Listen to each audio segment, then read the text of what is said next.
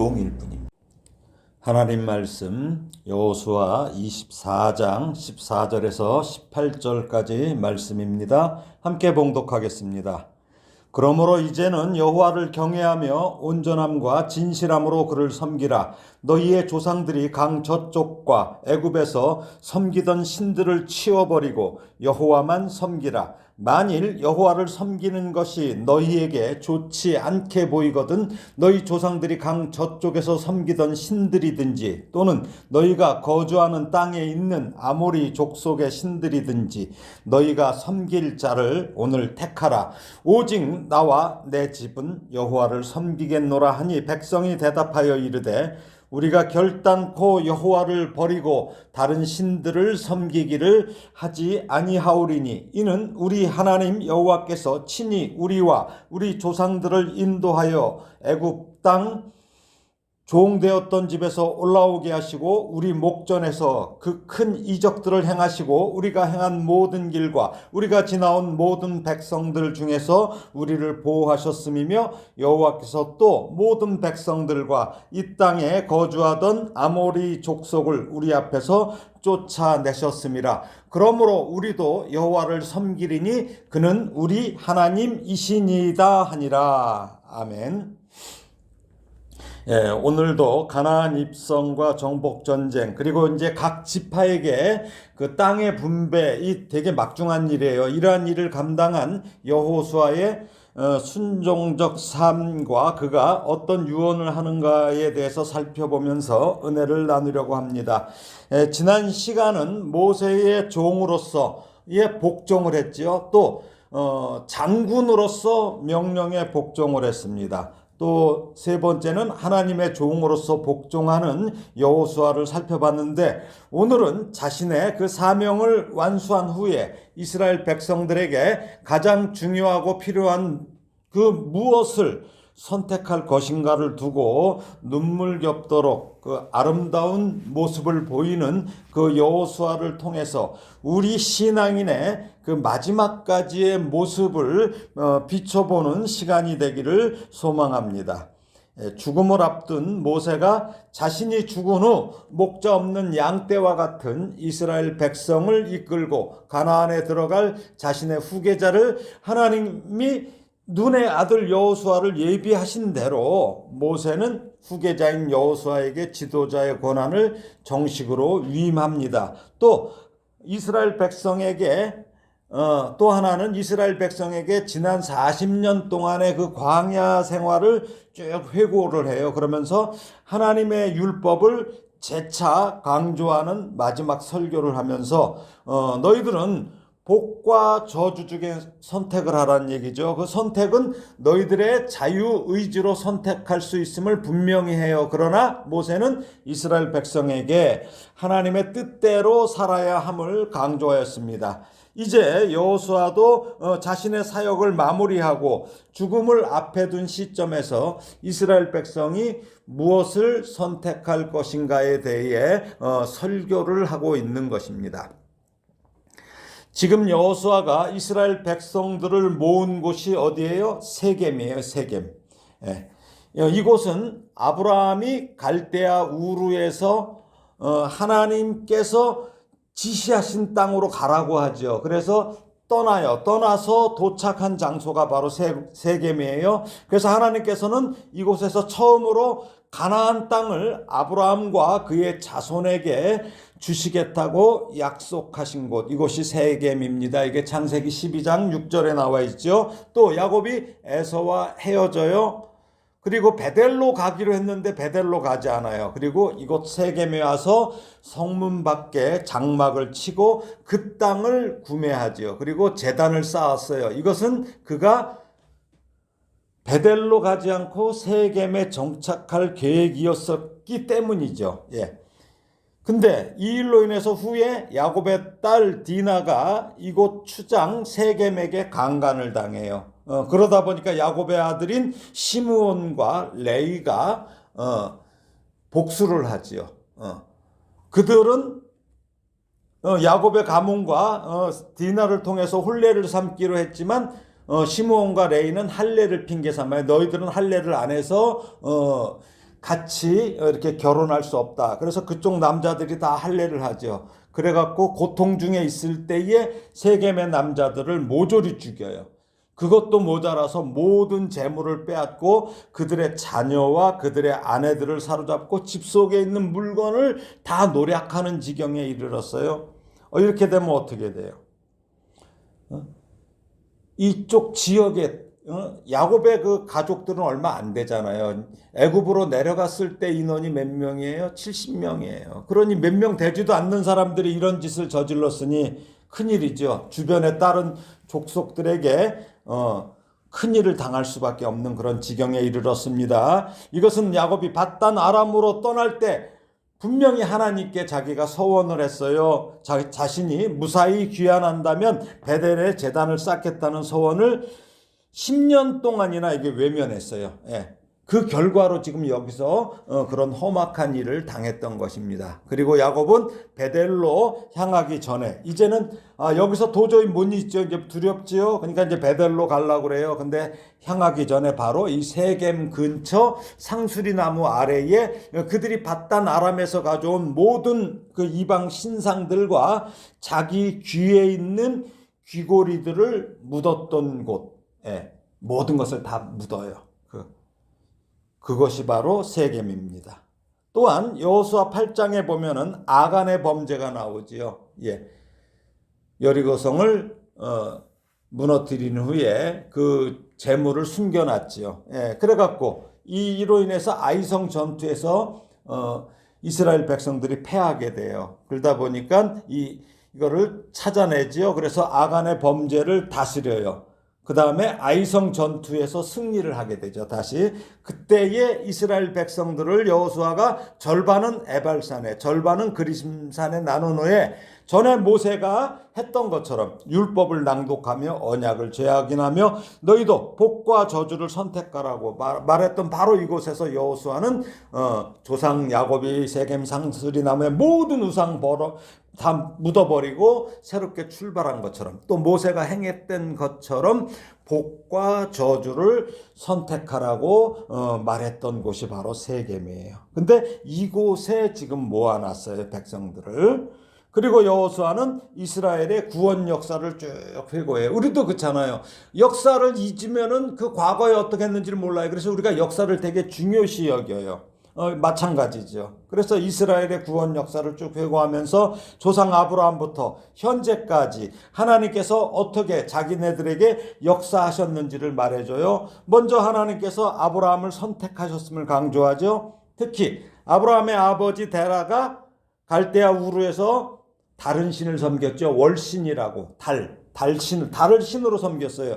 이런 우상 숭배자였음을 여호수아가 말하는데 오직 여기 여호수아서에서만 유일하게 기록하고 있어요. 예. 아브라함의 아버지 데라가 우상 숭배자였음을. 이것은 왜 그럴까요? 아브라함이 하나님을 택한 것이 아니라는 거죠. 그런 우상 숭배자의 아들을 오직 하나님의 일방적인 은혜로 아브라함을 택하시고 부르셨다는 것을 강조하려는 의도예요.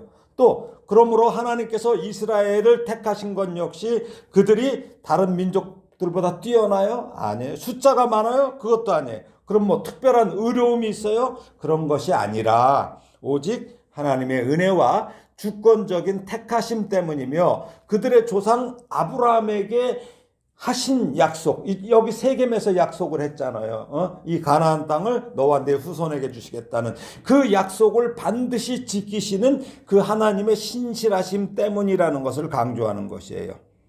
그리고 이삭과 야곱을 거쳐 애굽에 내려간 일과 출애굽의 역사를 상기시키면서 애굽의 종이 되었던 너희를 구하기에 하나님께서 애굽에 내리셨던 그 재앙들을 쭉 열거하죠. 10가지 재앙들을 열거하면서 또 홍해를 건넌 일, 또 광야를 건너서 가나안까지의 직선거리는 약 300에서 400km 정도 된다고 보고 있어요. 그러니까 오늘날의 기준으로는 보면 가장 짧은 거리를 그냥 도보로 갈 경우에도 2주 정도면 도착해요. 300, 400km면은 서울에서 부산 정도도 안 되잖아요. 그 거리인데 너희들의 불순종으로 인해서 40년 동안이나 광야를 헤맸다는 거죠. 하나님께서 2주 만에 갈 수 있는 길을 40년을 너희들을 돌리셨다는 거예요. 그래서 여기까지 왔다는 거죠. 이것을 기억하라는 것이죠. 그래서 출애굽 1세대들이 다 광야에서 죽었잖아요. 이것을 기억하라는 거예요. 그러니까 하나님의 말씀에 순종을 해야 된다는 거죠. 그리고 너희들 봤지? 이곳 가나안에 들어오니까 어떠냐? 이곳 원주민들이 섬기던 그 많은 우상들 너희들 보았잖아. 하나님께서 그들을 내쫓는 이유가 뭐예요? 이것을 바로 이런 일로 인해서 가나안의 그 죄악이 관영할 때, 가득 찰 때 하나님께서 이스라엘 백성들을 들여보내신 거거든요. 그러니까 이제 너희가 하나님을 섬기든지 이곳에 우상을 섬기든지 오늘 확실하게 선택하라고 이렇게 말하면서 오직 나와 내 집은 여호와를 섬기겠으니 너희들도 결정하라. 이렇게 여호수아가 말하자 백성들이 모두 여호와만 섬기겠다고 대답하는 장면이 바로 오늘 본문입니다. 그런데 이 여호수아의 마지막 부분인 24장 여호수아서 24장 31절에 보면은 이런 기록이 있어요. 자, 한번 읽어볼까요? 이스라엘이 여호수아가 사는 날 동안과 여호수아 뒤에 생존한 장로들 곧 여호와께서 이스라엘을 위하여 행하신 모든 일을 아는 자들이 사는 날 동안 여호와를 섬겼더라. 예, 언제까지요? 사는 날 동안만. 상당히 불길한 내용이죠. 예, 즉 여호수아 세대, 가나안 입성 지도자 이 장로들이 생존했던 기간에는 여호와 하나님을 잘 섬겼다는 거예요. 그렇지만 그 이후에는 그렇지 않았다는 것이에요. 그리고 실제 그 뒤에 구약 역사를 보면은 이스라엘은 점차 망가져가면서 심하게 망가져가는 모습을 보입니다. 여호수아서 바로 뒤에 성경이 뭐예요? 사사기예요. 이 사사기인데 이스라엘 백성들은 여호와 하나님만 섬기는 일 이렇게 아까 자기네들도 얘기했잖아요. 자기네들도 그렇게 섬기겠다. 근데 이 일에 실패를 해요. 실패를 함으로 인해서 하나님께 징계를 받습니다. 그래서 이웃 나라들의 침략으로 고통을 겪죠. 그리고 또 열왕기서를 보게 되면 어떻습니까? 선한 왕은 이게 손에 꼽을 정도야. 없어요.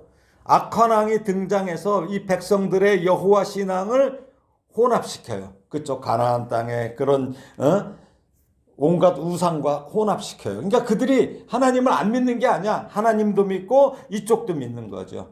제가 말씀드렸죠. 그전에도. 인도에 가면 예수를 잘 믿어요. 그들이. 근데 신방을 가보면 선교사들 얘기해보면 예수님도 믿고 그냥 힌두교의 온갖 우상들을 다 믿는 거야. 그들은 왜 그래요? 다신교 신앙이에요. 그러니까 좋다는 것은 다 믿는 거예요. 근데 이스라엘이 바로 그런 모양이라는 거죠. 결국 어떻게 됩니까? 북왕국은 아수르에 망하고 남왕국은 바벨론에게 망하여 백성들은 바벨론 포로로 끌려가는 이 비참한 모습으로 끝이 나는 이 역사를 보면 여호수아가 훌륭한 지도자였어요. 그렇지만 한 가지 안타까운 것은 모세는 하나님께 후계자를 놓고 간절히 기도했어요. 근데 성경에 보면 후계자를 위한 기도를 했다는 기록은 없어요. 이게 안타까운 점이에요. 가정이나 사회, 기업, 국가, 교회에는 어때요? 좋은 지도자가 있어야 돼요. 그래야지 그 구성원 모두가 행복할 수 있어요. 그런데 우리나라는 좋은 대통령이나 국회의원이 점차 사라져요. 설령 좋은 대통령이라더라도 서로 이 정치색이 다른 상대방 진영에 의해서 왜곡시키고 폄훼해요. 그래서 전부 없어져요. 전부. 그리고 이제는 정말 어떻게 돼요? 아주 얄팍한 술수로 대통령이 돼. 국회의원이 돼. 또 자기 자신이나 자기를 지지하는 유권자들 이 사람들하고만 소통을 해. 그러니까 거의 반이 자기네 편이라는 거야. 그러니까 이 사람들하고만 소통하고 반대편은 아주 요즘 말로 아주 그냥 아주 박살을 내죠. 아주 난도질을 합니다. 이래 갖고 어떻게 됩니까? 이렇게 하다 보니까 세대 간, 계층 간에 분리를 시키고 대결을 심화시켜요. 이런 자들의 역사가 지금 계속되고 있어요. 이 대한민국이 그래서 지금 상당히 위태로운 거죠. 이런 시점에서 교회의 지도자들도 마찬가지예요. 이들이 그 하나님의 뜻이라고는 하지만 사실 신학도 깊지 않아. 가만히 보면 아주 얄팍해. 여기에다가 어설픈 신앙도 아니야. 여기에다가 뭐가 또 합쳐져요? 이 정치인이나 정치 이념에 매우 밀접하게 연결되어 있어요. 그래서 교인들을 혼란스럽게 해요. 교인들을 혼란스럽게 해요. 그들은 어때요? 겉으로는 교회의 일치를 내세워요. 그렇지만 오히려 교회의 분열을 이렇게 조장해. 그래서 종교 행사 이런 것들, 한국 교회 많이 있죠. WCC, WEA 뭐 이런 것들 막 너무 쉽게 개최해. 그러면서 뭐라 그래요? 이게 하나님의 일이라고 포장을 해요. 사실은 자기 이름 날리고 자기 교회 이름 날리려고. 여기에 당연히 들어가는 게 뭐예요? 어떤 정치적인 의도까지 혼합되면서 한국의 교회는 목자 없는 양과 같은 모습으로 흩어져요. 그래갖고 사탄의 먹잇감으로 노출되어 있는 것이 현실이에요. 지금 이게 우리가 계속 기도해야 될 가장 큰 숙제입니다. 여러분 기억하십시오. 나라의 지도자가 교인이라고 기뻐할 것은 아닙니다. 그가 진정 예수를 믿고 하나님의 뜻대로 살아간다면 참 좋은 지도자겠지만 어설프게 기독교인이란 포장으로 자신이 속한 정치 집단을 위한다면 이것은 교회를 매우 위태롭게 하는 마귀의 종일 뿐입니다. 목사도 마찬가지입니다. 예수님이 이 세상에 오셨을 당시에도 유대 종교 지도자들의 입에서는 항상 하나님의 율법이 오르내렸고 그들은 하나님의 이름으로 온갖 악행을 저질렀어요. 그러다 예수님께 저주를 받았어요. 독사의 새끼들이라는 저주까지 받았어요. 이걸 우리는 기억을 해야 돼요. 늘 말씀드리지만 성경은 이 세상에 부귀영화를 쫓는 비법을 알려주는 책이 아니에요. 요즘에도 그렇게 많은 집회를 하는 자들이 많아요. 왕의 재정 뭐 이상한 소리 해가면서 그런 것들은 차라리 손자병법이나 중국의 삼국지 무슨 경영책들 출판사 가면 많잖아요. 어떻게 서점에 가면 이런 책들을 읽는 것이 훨씬 도움이 됩니다. 성경은 어떤 거예요? 영이신 하나님과 그 하나님 나라에 대해서 알려주는 책이에요. 그러므로 성경에서 영이신 하나님을 빼놓거나 일부만 가지고 세상의 것들을 취하는 특별한 방법이 있다고 여러분에게 말하는 자가 있다면 그는 여러분을 마귀와 그의 추종자를 위해 만들어둔 지옥으로 끌고 가려는 종교 사기꾼임을 기억해야 합니다. 그렇다고 제가 예수 믿는 사람은 가난하라는 것이 아니에요. 우선순위를 잘 정하라는 것입니다. 그리고 정직하라는 것입니다. 이런 이야기를 들어보셨을 것입니다. 로마 법대에 그 졸업반에 다니던 그 법대생이 그 경제적인 그 어려움을 감당할 길이 없어요. 그래갖고 필립 넬이라고 하는 부자 노인이 있었어요. 이분을 찾아가서 재정상의 도움을 요청했어요. 근데 노인은 그의 요청을 들어주면서 다음과 같은 질문을 던졌다고 해요. 이 돈 어디에 쓸 건가?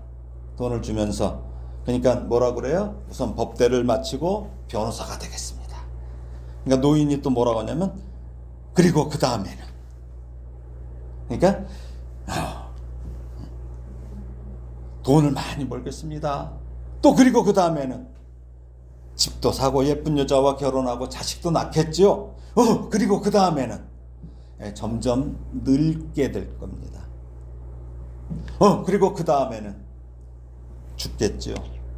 죽겠네 정말. 그렇죠? 계속 물어보면 죽겠네. 그렇죠? 죽겠죠.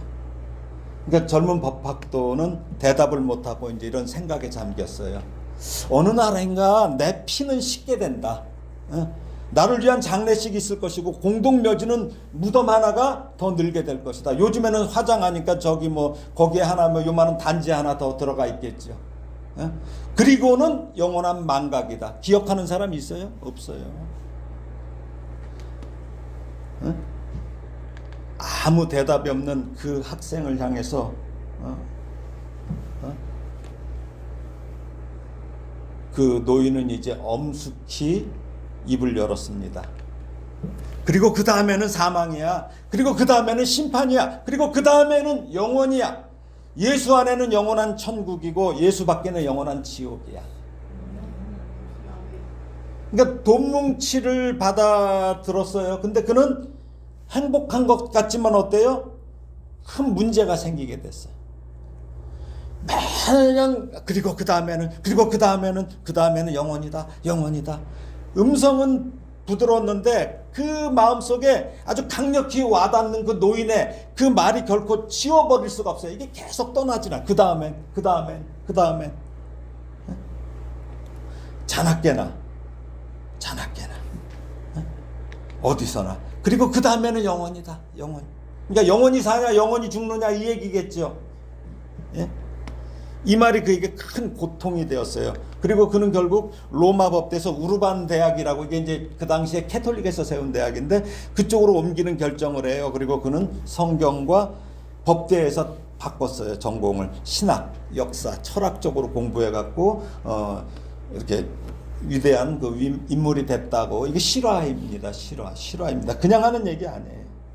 예. 여러분들 목표는 무엇입니까? 한번 얘기해 보세요. 뭐하고 그 다음에는 없어요. 그 다음에. 근데 요즘에는 저는 이제 확실하게 했어요. 주님, 이게 확실해지니까 이 그 다음에란 물음이 필요가 없는 거예요. 근데 이게 하나님을 제대로 모르면 그 다음에라는 이게 계속 머리에 남게 돼요. 그러니까 여호수아는 자신의 마지막 설교를 이 필립 네리 노인과 같은 마음으로 이스라엘 백성들에게 전한 거예요. 니네 그렇게 우상 섬겨? 그 다음에는 돈은 없어도 되고 지위는 낮아도 돼요. 다른 것은 부족해도 괜찮지만 너네들 이스라엘 백성들에게 어떠한 위기가 찾아오든지, 아니면 위기는 아니더라도 딱 한 가지, 어떤 무엇이 없이는 이스라엘이라는 이 존재의 의미도 없고 살아갈 수도 없는 가장 중요한 존재가 바로 여호와 하나님 한 분이라는 가장 소중한 진리를 여호수아가 죽기 전에 이 백성들을 쭉 모아놓고 그들의 조상 아브라함을 선택하시고 그 후손인 이스라엘을 선택하신 하나님이냐, 아니면 금방 이 신을 섬기면 농사가 잘 될 것 같고 이래갖고 이러한 이방의 우상을 선택할 것인지 결정하라는 것입니다. 그러나 그 선택은 어떤 강압적인 분위기 아니에요. 예. 자유의지를 가지고 하라는 것이에요. 자유의지. 이것이 하나님께서 우리를 사랑하시는 본질이에요. 증거예요. 자유의지가. 많이 부정적인 사람들이 하는 이야기가 왜 그래요? 이 얘기 많이 하죠. 왜 하나님은 선악과를 만드시며 그것을 먹도록 방치해서 우리를 이렇게 힘들게 하냐고 말해요. 안 처먹으면 되잖아. 왜 먹었어? 그쵸? 예, 안 먹으면 되는데. 그런 사람에게 만약에 자유의지를 안 주고, 야 그래 너 오늘은 이 옷을 입어, 내일은 이 옷 입어야 돼. 밥은 모두 보리밥을 먹고 아침에는 보리밥, 점심때는 무슨 밥, 반찬은 콩나물 한 가지만 먹어. 고기 먹지 마. 성인병 걸려. 기상은 새벽 4시에, 아침은 7시, 점심은 12시, 저녁은 6시에 먹으며 취침은 밤 10시에 해. 하루에 8시간 일하고 쉬는 시간은 2시간만 할 것을 정해주면서 다 이게 너의 건강과 행복을 위한 것이라고 한다면 순종할 수 있을까요? 짜증나죠. 이처럼 다른 동물들과 달리 유독 사람에게만 자유의지를 주신 이유는 하나님께서 사람의 코에 당신의 그 생기를 불어넣어 주신 특별한 존재이기 때문이에요. 그러니까 하나님과 같이 대하겠다는 거예요. 정상적인 사람은 자유의지를 어떻게 받아들여요? 정상적으로 받아들여요. 예. 그러나 비정상적인 사람은 자유를 회피해. 오히려. 그 다음에 억눌린 사람은 어떻게 될까요? 자유를 줘도 두려워해. 종한테 자유 줘봐요. 자유가 뭔지를 몰라요. 북한 사람들이 그렇대잖아요. 사랑은 근데 어떤 겁니까? 상대를 억압하지 않는 거예요. 시간이 걸려 그러다 보니까. 그렇지만 시간이 걸리더라도 자연스럽고 평안한 관계를 가질 때 가능한 게 사랑이에요. 강압적으로 안 돼요. 어떤 사람을 수단 때문에 사랑이 아니야. 그거는 사랑이 아니야. 하나님께서는 사람이 비록 당신이 지으신 피조물이지만 온전한 사랑을 원하시기 때문에 우리에게 선택권도 허락하신 것입니다. 그리고 그 결과 사람이 선악을 알게 하는 나무의 실과를 먹고 그 사람이 고통을 받는 것보다 사실은 더욱 커다란 고통을 안고 지금도 하나님이 우리를 사랑하고 계신다는 거예요. 하나님이 지금 더 큰 고통을 안고 계시는 거예요. 그래서 그 죄에서 건져주시고, 그렇죠? 그래서 아들을 보내서 죽이시고 하나님과 원수됐던 관계를 회복시키시기 위해 오늘도 그 대가를 지불하고 계셔요. 그리고 기다리고 계셔요. 이게 사랑이에요. 그러므로 우리는 하나님께서 주신 자유를 함부로 사랑할 것, 막 이렇게 사용할 것이 아니라 하나님의 온전하신 사랑을 체험하며 하나님의 선하신 뜻을 분별하도록 사용해야 돼요. 자유라는 것은. 때론 사랑을 느끼다가 때로는 사랑을 또 의심해. 이런 과정을 우리가 반복하면서 어떻게 돼요? 점차 의심이 줄어들고 신뢰가 쌓여가는 훈련을 하게 돼요. 그렇죠? 이 과정을 거쳐요. 그렇게 하나님의 선하시고 온전하신 뜻을 알게 될 때 우리는 그 하나님을 온전히 순종하면서도 기뻐할 수 있고, 또 어떤 자리도 그 하나님이 이끄시는 곳이라면 기꺼이 갈 수 있는 참된 자녀가 될 수 있는 것입니다. 모세도 이런 훈련을 40년 했어요. 그렇죠? 광야에서 40년 했고 지도자로서 40년을 이스라엘 백성들을 섬기면서 점차 하나님의 온전하신 사랑을 깨달았기에 이스라엘 백성에게 죽기 전에 모세도 에발산과 그리산에서 복과 저주를 선택하도록 하였어요. 여호수아 역시 모세의 수종자로서 훈련과 가나안 정복 전쟁을 수행하면서 그런 놀라운 경험을 했기 때문에 오늘 본문처럼 이들에게 복과 저주를 선택하라고 자신 있게 말할 수 있는 거예요. 그렇게 여호수아는 먼저 오직 나와 내 집은 여호와를 섬기겠노라고 여호와 하나님께 대한 확실한 믿음을 증거하는 것입니다. 믿음은 자신이 원하는 것, 가장 아끼는 것이 주어졌을 때는 검증할 수 없어요. 우리는 모든 것을 그런 걸 간증이라고 하고 다녀. 아, 내가 하나님 믿었더니 뭘 이렇게 주셨고 전부 간증이 그거죠. 예, 이게 간장만도 못한 거야 이거. 예? 이거는 검증할 수가 없어요. 반대로 원하는 것이 이루어지지 않고 가장 아끼는 것을 오히려 잃어버렸을 때라도 흔들리지 않는 욥처럼 내가 못해서 알몸으로 나왔으니 또한 알몸이 그리로 돌아갈지라. 그렇죠? 주신 분도 여호와시요 거두신 분도 여호와시니 여호와의 이름이 찬송을 받을 것이니이다라고 인정하는 이 단계를 넘어서 이 소중한 것들을 거두어 가신 하나님을 찬송할 수 있어야 온전한 믿음입니다. 왜 그래요? 그 출발은 알몸에서 출발했기 때문입니다. 우리의 신앙도 우리가 허물과 죄로 죽었던 상태였을 때예요. 어떨 때? 죽었던 상태. 죽었으면 의식이 있어요, 없어요? 예? 야, 물에 빠졌어. 죽었어. 사실은 이게 생명줄을 던져갖고 그걸 잡아서 사는 게 아니라 죽었다고 그랬잖아요. 에베소서에 나와요. 2장 1절. 죽었던 상태. 그러니까 어떻게 해요? 그것까지도 밧줄로 걸어서 끌어내는 거죠. 예. 이런 상태였을 때 예수 그리스도께서 아무 조건 없이 우리를 살리셨기 때문이에요. 우리 신앙이. 그래서 이 자리에 있는 거예요. 죽었다는 것은 뭐예요? 우리가 선택할 수 있는 것이 아무것도 없는 상태였을 때 하나님이 우리를 선택하시고 살리셨기 때문에 그런 조건에서 옷 한 벌마저도 우리에게는 덤이야. 감사할 것뿐임을 아는 것이 믿음이에요. 그래서 당장은 마음에 안 들어. 손해인 것 같아. 바보가 된 것 같이 보이고 막 그렇게 사는 것까지도 그런 환경을 혹시 그 하나님이 주셨다 해도 오히려 그 안에서 믿음이 점차 단단해지고 흔들리지 않으며 오히려 점차로 그 하나님을 찬양하는 길을 선택할 수 있는 사람이 성도이며 성도의 자세입니다. 근데 이것은 하루아침에 이루어져요? 그렇지 않습니다. 이게 훈련이에요. 이게 말씀 안에서 지속적으로 경건의 훈련을 하며 말씀에 사로잡힐 때 이루어지게 됩니다. 성경은 정직합니다. 아주 그냥 부끄러운 이야기도 다 그냥 그대로 다 드러내요. 하나님은 아브라함에게 하늘의 별처럼 많은 후손을 약속하시며 아브라함을 아브라함으로 이름을 바꾸어 주셨어요. 그렇죠? 근데 그 약속이 바로 이루어져요? 아니에요. 25년이나 걸렸는데 아브라함의 나이 100세가 돼서야 그것도 자녀 이삭 하나, 열매도 아니고 이삭을 하나 주셨네. 이삭 하나 딱 주셨어. 예?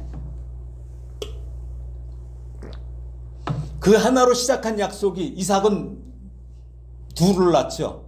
예.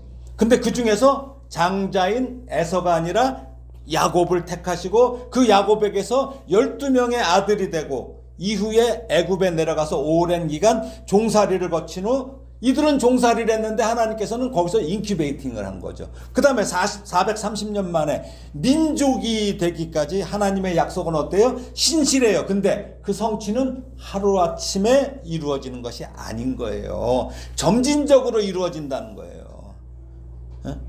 그러고도 모자라. 이주면 갈 길을 광야 40년의 훈련 기간을 거친 후에야 약속의 땅 가나안에 들어간 거예요. 왜 이랬을까요? 우리에게 가르쳐 주시기 위해서. 우리는 뭐 어때요? 점진적인 계시를 봐도 성경이고 뭐든 그런 과정을 다 거쳐서 성경이 와 있어요. 이걸 보고 믿는 거야. 그러니까 그 당시에 분들보다는 우리 훨씬 믿기가 쉬워요. 그렇죠? 이러한 하나님은 이 하나님을 성경은 줄곧 보여주는데도 우리는 항상 뭘 저기해? 우리나라 특징이 뭐예요? 빨리빨리. 그래서 하나님께도 부르짖자. 하나님 빨리빨리. 하나님 빨리빨리. 네?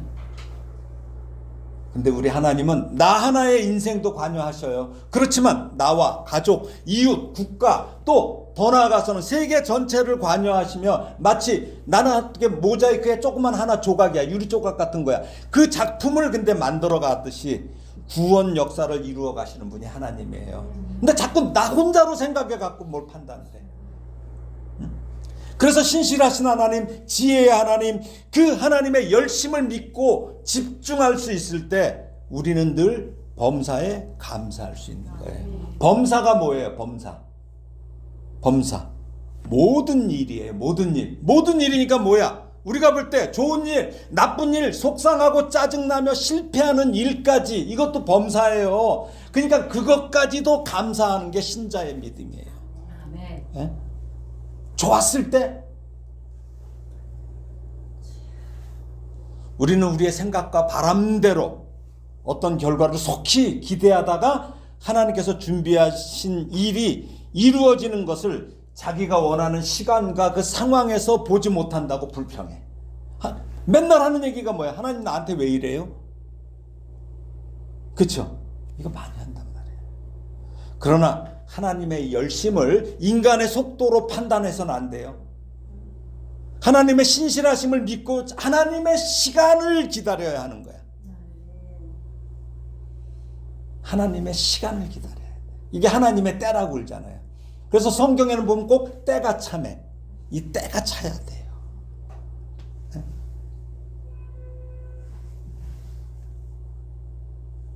자, 오늘 본문 14절을 다시 한번 읽어보겠습니다. 시작. 그러므로 이제는 여호와를 경외하며 온전함과 신실함으로 그를 섬기라. 너희의 조상들이 강 저쪽과 애굽에서 섬기던 신들을 치워버리고 여호와만 섬기라. 예, 여호수아가 이스라엘에게 두 개의 명령을 해요. 여기 보니까 첫 번째는 뭐예요? 여호와를 경외하라. 그리고 그를 섬기라. 여호와를 섬기라 이거예요.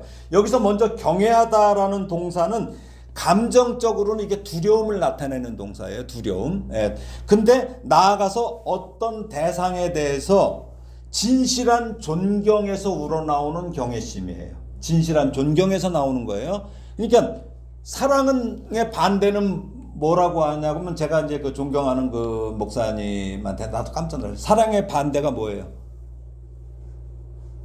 예? 사랑의 반대는 공포라고 그러시더라고. 공포.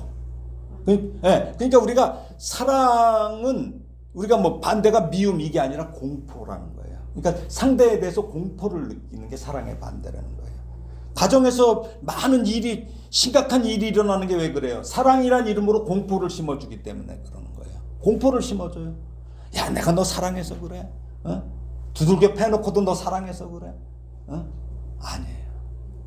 경외라는 것은 뭐예요? 그러니까 진실한 존경에서 이 공포, 두려움이 사라진 거. 두려움이 아니에요. 그렇죠? 예. 따라서 하나님을 경외한다는 것은 하나님에 대한 두려움도 내포가 돼 있어요. 그렇지만 이건 공포에 대한 두려움이 아니라는 거죠.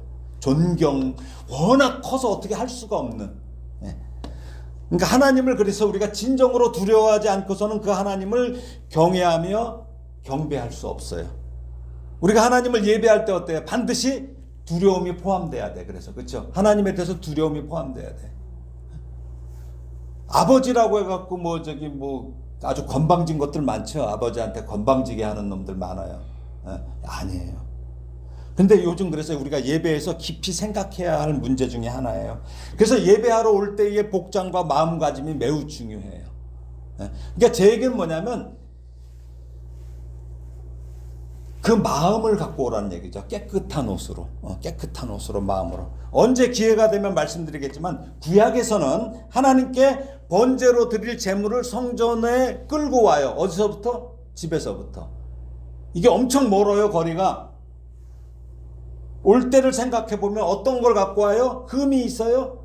흠이 없는 상태를 집에서부터 준비해 갖고 오는 도중에 흠이 생긴다면 이것을 제물로 사용할 수가 없어요. 아, 머리 아프죠. 그래갖고 성전에서 장사를 한 거야, 이놈들이.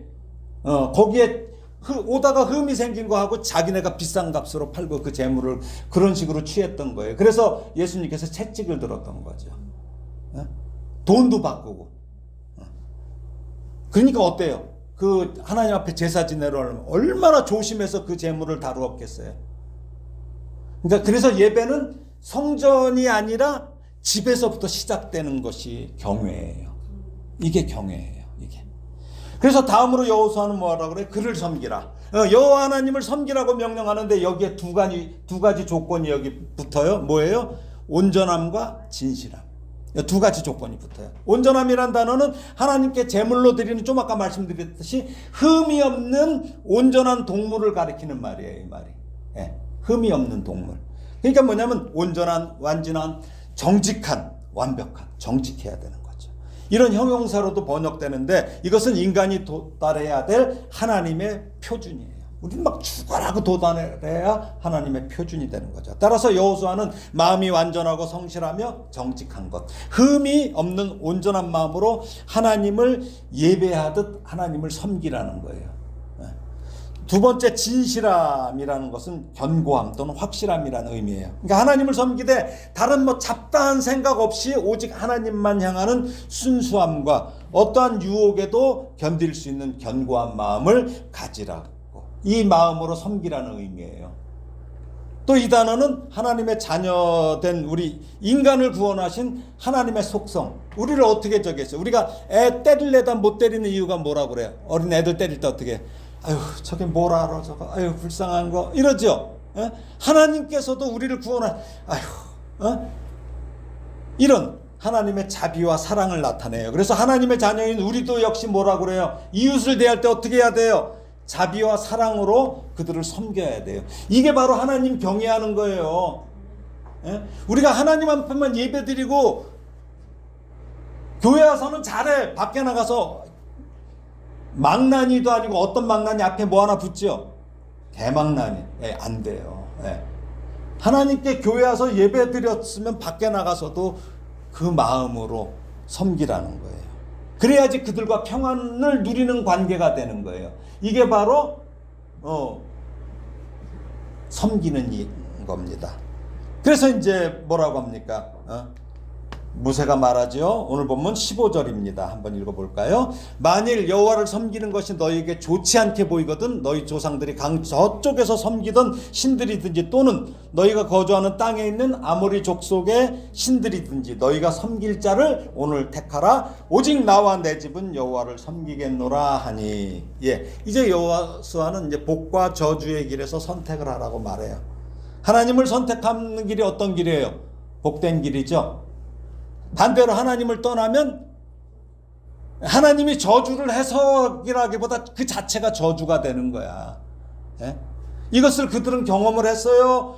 모세가 기록한 레위기 26장 또 신명기 28장에는 분명히 복과 저주가 기록되어 있어요. 그래서 신명기 28장을 복과 저주장이라고도 얘기해요. 그리고 이 신명기적 사관이라고 얘기해요. 기록되어 있어요. 그런데 모세의 길보다 모세가 이렇게 볼 때 보면 여기 보면은 신명기 28장 보게 되면 복보다 저주의 길에 대한 내용이 훨씬 길어. 저주에 대한 내용이 훨씬 길어요. 이것은 왜 그래요? 이스라엘이 출애굽과 광야 40년을 지나며 경험했던 복과 하나님의 백성인 이스라엘을 대적했던 이방인들이 겪었던 그 저주도 전부는 알지만 그래도 이스라엘 백성들은 복과 저주를 경험했어요, 안 했어요? 한 다음에 얘기하는 거예요. 그 경험을 근거로 모세는 복과 저주를 선택할 것을 말해요. 근데 이 신명기 28장을 보면은 여러분들 한번 가서 보세요. 전체가 68절이야. 신명기 28장이 68절까지 있어요. 근데 복에 대한 말씀은 1절에서 14절까지야. 복에 대한 말씀은. 근데 반대로 저주에 대한 말씀은 15절부터 68절까지 54절에 걸쳐서 아주 다양한 모습으로 저주의 모습을 설명하고 있어요. 이것은 왜 그래요? 하나님을 떠나서 받게 되는 저주가 얼마나 무섭고 혹독한지를 경고하는 말씀이에요.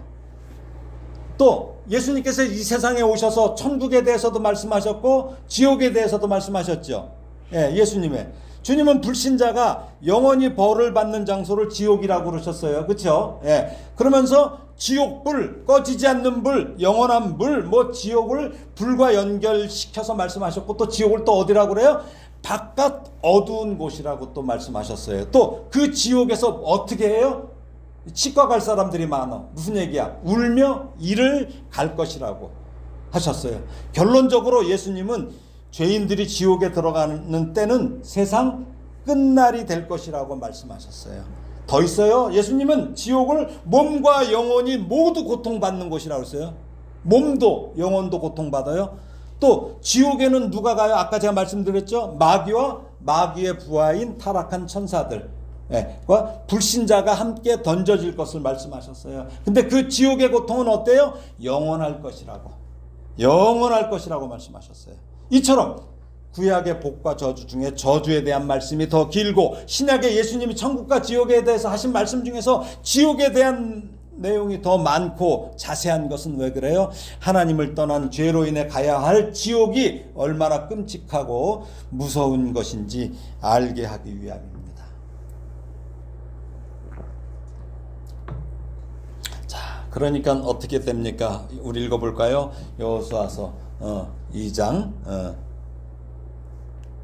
16절에서 18절인가요? 한번 읽어볼까요? 16절. 자, 같이 읽겠습니다. 시작. 백성이 대답하여 이르되 우리가 결단코 여호와를 버리고 다른 신들을 섬기기를 하지 아니하오리니 이는 우리 하나님 여호와께서 친히 우리와 우리 조상들을 인도하여 애굽 땅 종되었던 집에서 올라오게 하시고 우리 목전에서 그 큰 이적들을 행하시고 우리가 행한 모든 길과 우리가 지나온 모든 백성들 중에서 우리를 보호하셨음이며 여호와께서 또 모든 백성들과 이 땅에 거주하던 아모리 족속을 우리 앞에서 쫓아내셨음이라. 그러므로 우리도 여호와를 섬기리니 그는 우리 하나님이심이니이다 하니라.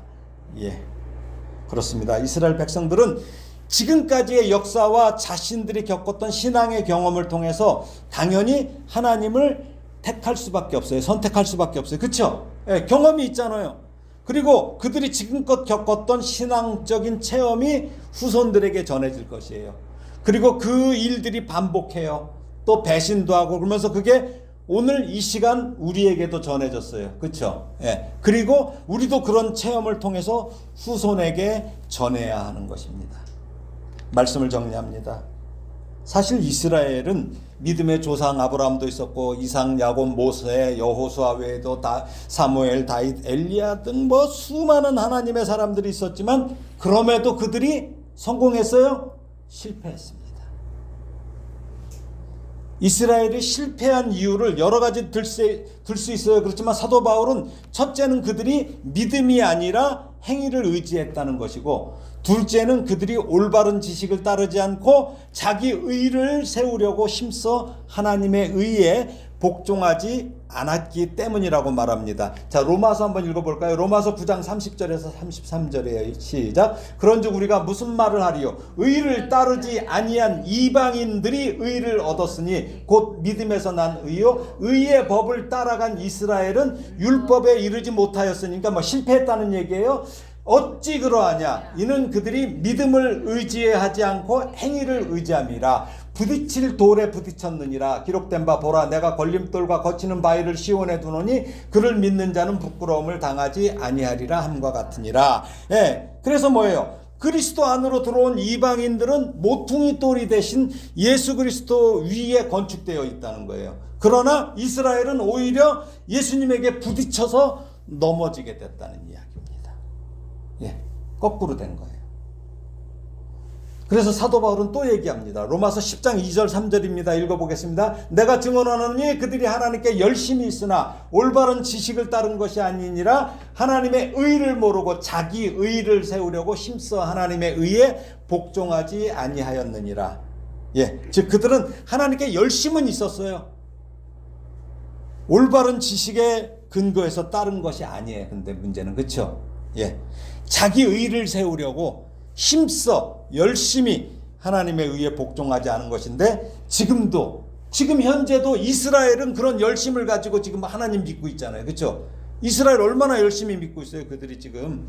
그러니까 계속 실패하고 있는 겁니다. 실패하고 있는 겁니다. 이 시대에 우리도 마찬가지입니다. 로마서 12장 2절 보면 너희는 이 세대를 본받지 말고 오직 마음을 새롭게 함으로 변화를 받아 하나님의 선하시고 기뻐하시고 온전하신 뜻이 무엇인지 분별하도록 하라는 이 바울의 권면에 귀를 기울여야 됩니다. 그래서 큰 교회라도 자기들만의 의를 세우는 것을 주의해야 돼요. 집에서 가까운 교회가 좋은 교회가 아닙니다. 자기 생각과 취미나 취향과 가까운 곳도 좋은 교회가 아닙니다. 때로는 설교가 불편해요, 아파요. 또 그래도 성경과 가까운 교회가 좋은 교회입니다. 그래서 히브리서에 나오죠. 예, 하나님의 말씀은 살아있고 활력 있어 좌우에 날선 어떤 검보다도 예리하여 혼과 영과 및 관절과 골수를 찔러 쪼개기까지 하며 또 마음의 생각과 뜻을 판단하나니, 이 말씀처럼 이 말씀의 검이 나를 찔러요. 말씀을 들을 때 그 찌르고 쪼개는 수술로 인해서 때로는 비명을 질러요. 우리는 막 부르기도 해. 떼굴떼굴 구르는 역사가 예배에서 일어나야 돼요. 설교를 듣고 그런 게 떠나지 않아야 돼요. 그리고 그 다음엔 이것도 떠나지 않듯이 하나님의 말씀이 떠나지 않아야 돼요. 예배를 드리기 전이나 드리고 난 후에도 아무 변화가 없다면 우리는 심각하게 자기 상태를 점검해야 합니다. 여러분, 하나님의 말씀만을 선택하시고 그 복된 길을 온전히 걸어가시기를 축복합니다. 아까 말씀처럼 하나님을 섬기되 다른 잡다한 생각 없이 오직 하나님만을 향하는 순수함과 어떤 유혹에도 견딜 수 있는 견고한 마음가짐으로 섬기는 삶이 되기를 축복합니다. 매일 매순간 선택 속에서 하나님을 예배하는 삶의 결단을 내리는 복된 성도가 되기를 축복합니다. 자녀에게 가장 귀한 하나님만을 선택한 어머니와 아버지의 모습이 여러분의 모습이 되길 바라고, 그 모습이 부끄럽지 않고 자녀에게 당당하게 비춰짐으로 여러분의 자녀들에게도 오직 하나님만을 선택할 것을 말하는 그러한 유언을 하는 복된 성도가 되기를 예수님의 이름으로 축원합니다. 기도하겠습니다. 하나님 아버지, 은혜를 감사합니다. 우리가 지금 이 귀한 예배의 자리에 서 있게 된 그동안의 시간과 경험을 잊지 말게 하시고, 그 무엇과도 우리 하나님을 비교하거나 바꾸지 않는 믿음을 주시고, 그 믿음을 끝까지 굳게 지키도록 은혜를 주시옵소서.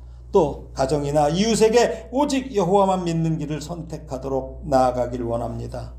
우리의 삶이 하나님의 말씀인 성경이 100% 기준이 되게 하셔서 성경대로 믿고 성경대로 살아가기를 원하오니 이 믿음 굳게 세워 주시옵소서. 그 전능하신 하나님이 나의 하나님 아버지이심을 믿는다면 세상 살아가면서 편법이나 탈법, 이 불법의 유혹을 예수 이름으로 물리치게 하시고 깨끗한 양심으로 당당한 자녀가 되게 하여 주시옵소서.